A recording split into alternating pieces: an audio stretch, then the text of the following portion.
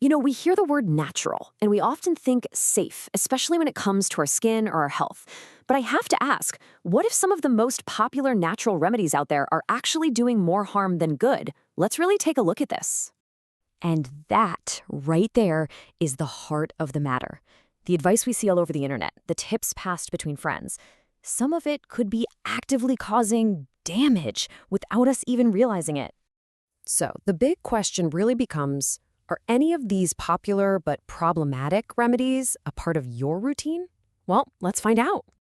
Okay, first up is one you've probably seen everywhere, using raw lemon juice directly on your face. The issue here is pretty straightforward. It's all about acid damage. And you can see the appeal, right? It's cheap, it's in your kitchen, and the promise is this quick fix for brightening skin and clearing up spots. But this so-called fix comes at a really serious cost. Here's where it all backfires. Lemon juice is so acidic that it causes significant skin irritation. It also makes your skin incredibly sensitive to the sun, which can lead to even more damage. And here's the kicker. Instead of helping with dark spots, it can actually make the entire problem worse. So the advice here is clear. Please stop putting raw lemon juice on your skin.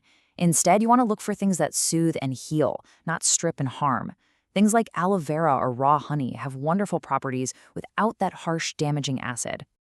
All right, moving from one kitchen ingredient to another, let's talk about baking soda scrubs. Now, if lemon was a problem because it was too acidic, this one is the total opposite. It's a pH problem. So your skin has this amazing natural barrier, sometimes called the acid mantle. Think of it like a delicate, protective shield that's slightly acidic. It's designed to fight off bacteria. Well, baking soda is highly alkaline. When you scrub your face with it, you're essentially blasting that shield away, leaving your skin exposed and vulnerable to damage. And this disruption causes a real chain reaction. First comes the dryness and the irritation, then your skin, in a panic, can actually start overproducing oil to compensate. And what does that lead to? More breakouts. So you end up making the original problem so much worse. So what's a better way to exfoliate? You want to think gentle. Things like finely ground oatmeal or certain powdered herbs can give you that physical exfoliation without chemically destroying your skin's essential protective barrier. Okay, our third category covers a few really common remedies that are at their core potent irritants, especially when they're not used correctly. This is really a case of too much of a good thing being a bad thing. Let's just walk through these. Toothpaste on a pimple. We've all heard that one. Sure, it dries it out, but it's loaded with harsh ingredients that cause intense irritation to all the healthy skin around it. Then you have apple cider vinegar as a toner. Undiluted, it's acidic enough to cause actual chemical burns. And finally, essential oils. They are incredibly powerful, incredibly concentrated. Putting them straight on your skin can cause serious allergic reactions and long-term sensitivity. The common theme here is the potential for damage.